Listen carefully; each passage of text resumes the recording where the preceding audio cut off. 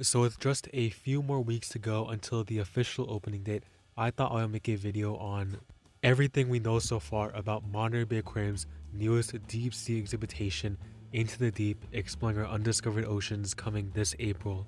This video will include the opening date, how long the exhibit will be open for, how the exhibit is layered out, as well as what animals we will see and what we might see on display.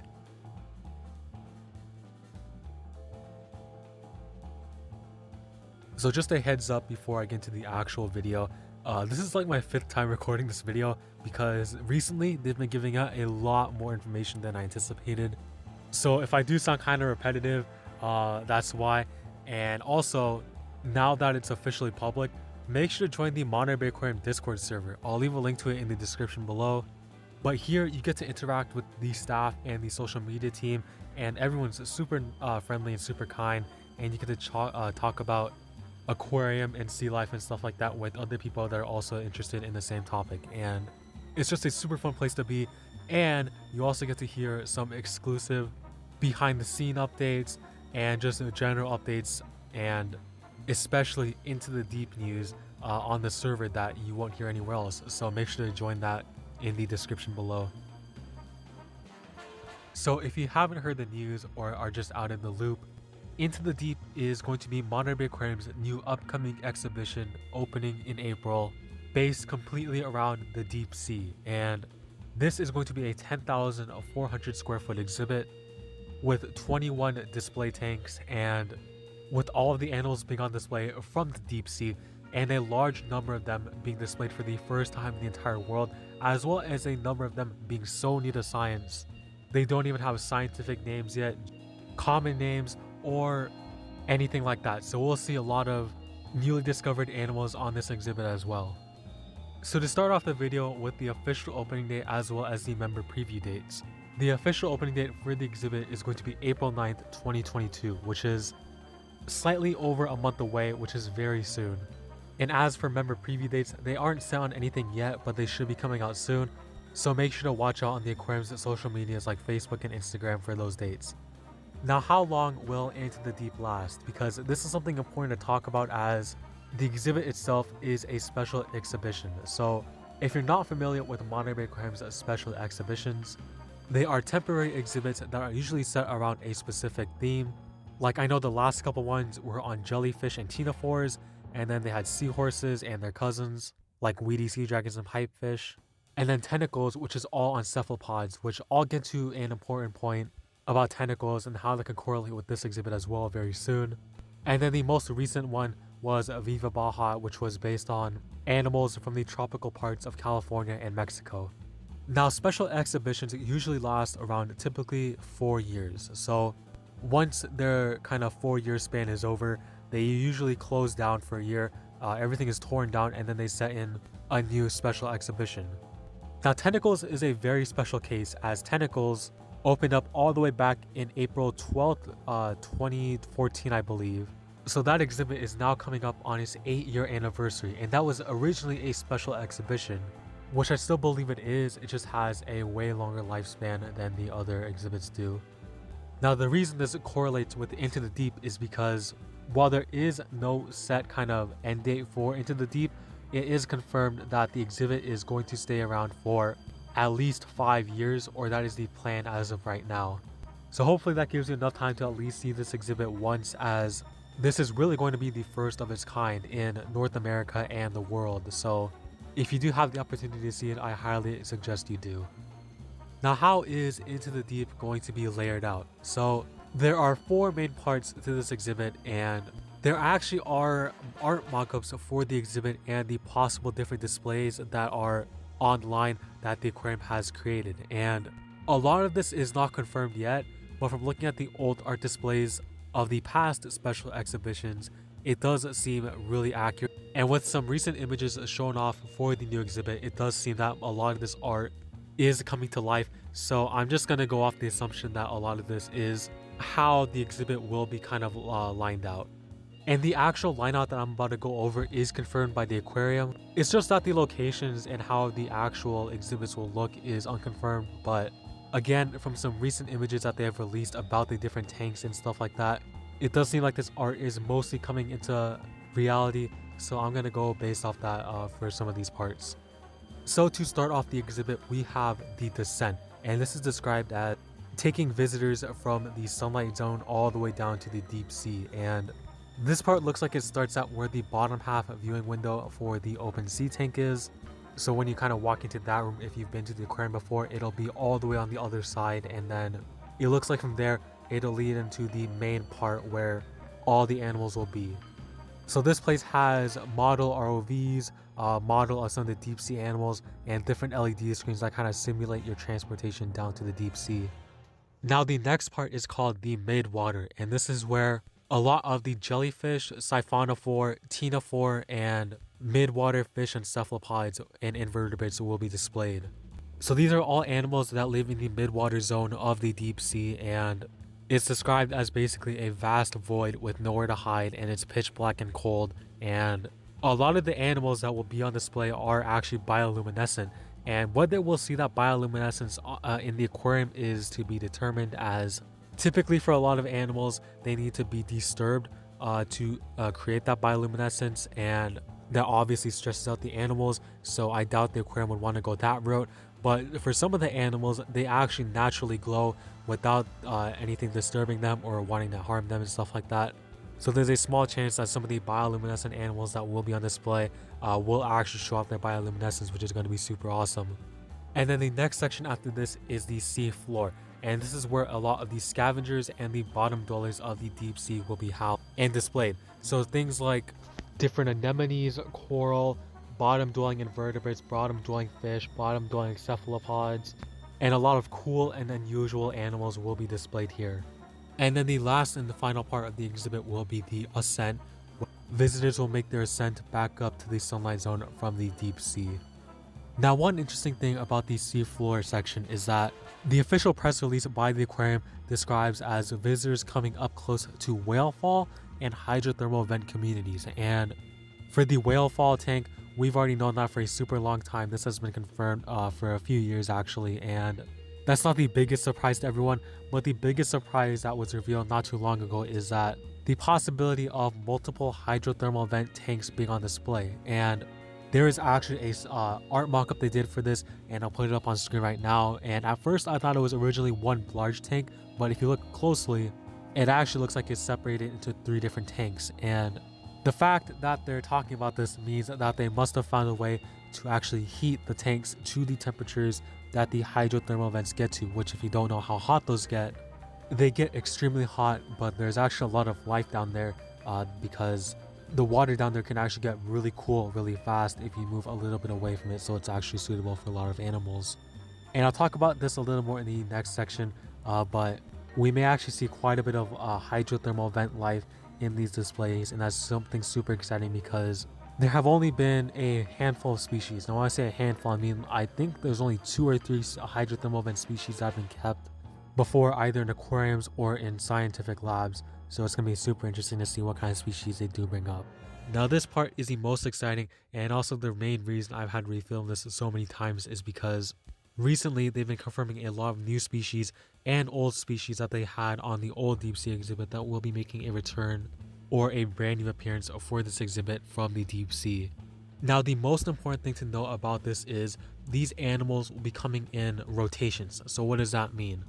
Well, this was confirmed in an email sent out to, I believe it was just the members, but basically over time there will be new groups of animals that will be coming in to the actual displays, and then the old ones will be moved out. So they never gave a specific time for how long each rotation will last, but I find it super cool because if you give it maybe a few months between each visit and then they rotate in a whole set of new species, then you'll get to see, new stuff on display instead of the old ones. So for this part, I'm going to call this the spring rotation or the opening rotation, as these animals have been confirmed to be there for the grand opening of this exhibit.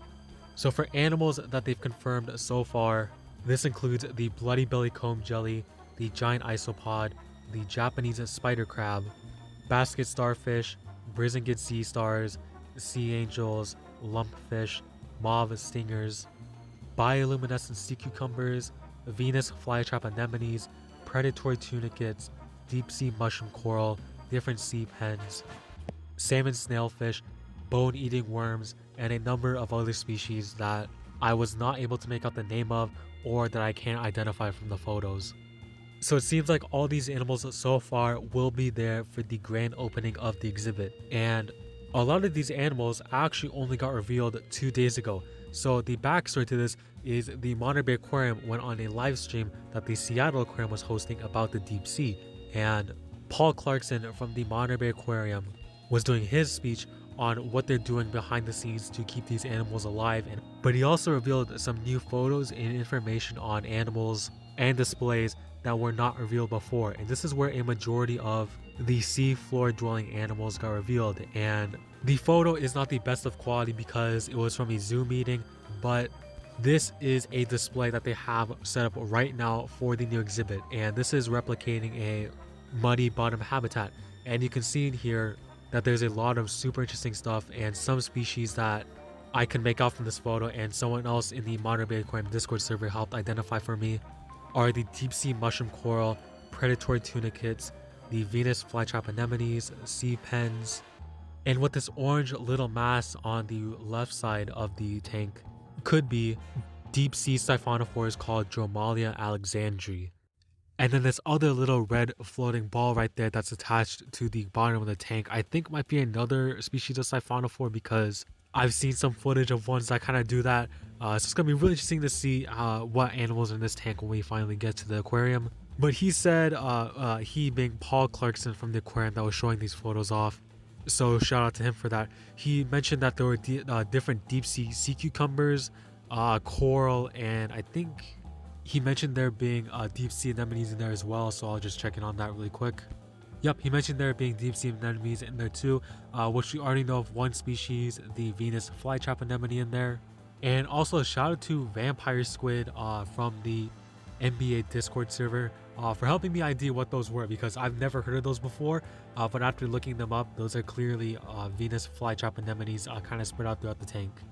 Now, one animal I'm super excited to see in person is the predatory tunicates. These are put on display all the way back in their Mission to the Deep exhibit, all the way back in 1999.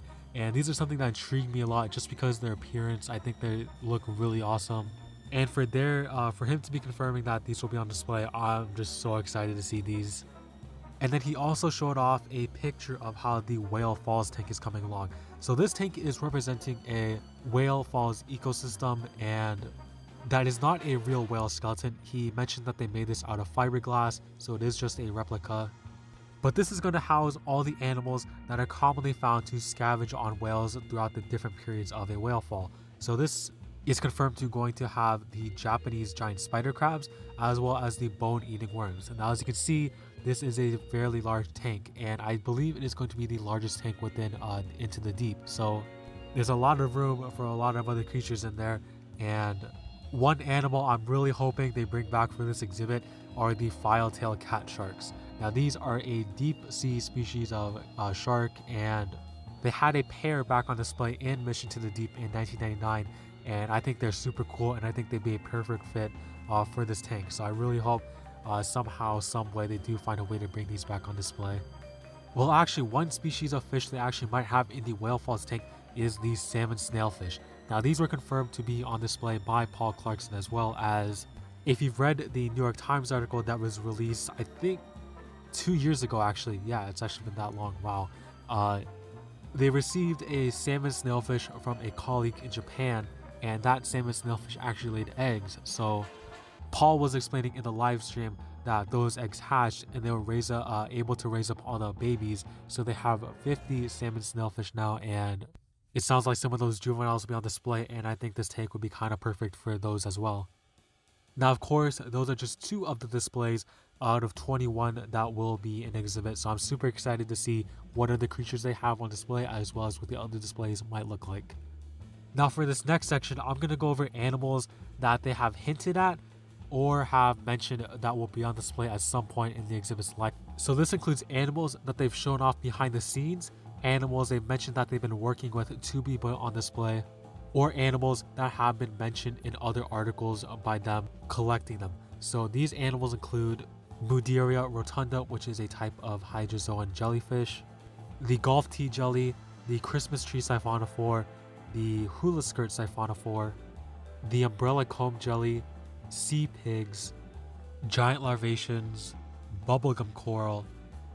And then this photo from the Monterey Bay Aquarium also came out showing some boards they have up advertising Into the Deep at the aquarium. And on here we have a picture of a sea pen, which has already been confirmed, and then a species of what I believe is a deep sea rockfish or deep sea scorpionfish of some kind. And then we also have a helmet jellyfish at the top, which will be really fun to see. And then arguably more fun to see is a undescribed species of comb jelly that they picked up. Now this new comb jelly is completely unknown to science. It's the first time it's ever been collected or seen, I believe, so they know nothing about it, and this is possibly one of the species that could go on display for Into the Deep. And then bubblegum coral actually already might be in one of the displays. If we take a look back at the picture for the muddy bottom habitat, there is some coral that is on the right side of the tank. I can't tell if they're bubble coral or a species of gorgonian because the lighting is obviously pretty low, but that'll be really interesting to see if it is that. But a number of these species, they have shown off to be behind the scenes at the aquarium, so there is a good chance that those will be on display for the opening date. But I'm just including them in here because they haven't outright confirmed that they will be there for the opening rotation, but these are other animals that they have mentioned to be working with or shown off behind the scenes, so there is a high chance that these animals will make an appearance at some point or another during the exhibit's lifetime. And with that being it, one last question that I think some of you might have: am I going to this exhibit for the opening date? And I think if you've been paying attention to how I've been talking, yes, as of right now, I will be making it to the opening date for this exhibit. I'm super excited because it actually perfectly lined up with my spring break.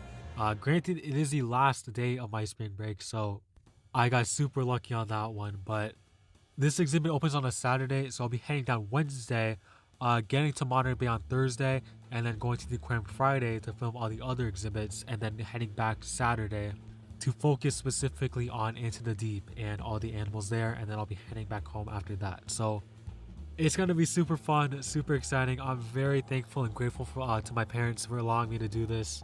And I have a bunch of new camera equipment I recently picked up. If you follow me on Instagram, which I'll leave that on the screen and in the description below, I recently picked up a Sony 90mm f2.8 macro lens that I've been learning to use, and I'm also looking to get a handheld gimbal to get some really smooth wide shots of the different displays. So I'm super excited about this exhibit. I've also been working on some of my editing skills, so it looks like it's coming along very nicely, and I hope to make 2 videos, one specifically on Into the Deep, which will probably come out first, and then another one on the rest of the aquarium. So there'll be 2 videos on that. There'll be cinematic videos, of course, with up close macro shots, of course, with the new lens, and then some wide shots of the whole exhibit and stuff like that. So I'm very excited for that, and if I'm not lazy, which I'm hoping I won't be, that video for Into the Deep should come out maybe 2 or 3 days after, and I'm just hoping to get some good photographs, some good video, and make a whole bunch of content on this exhibit. So with that being, make sure to go check out the Monterey Bay Aquarium socials, so their Instagram, their Facebook, the Discord server, everything like that, and then I'll see everyone in the next video.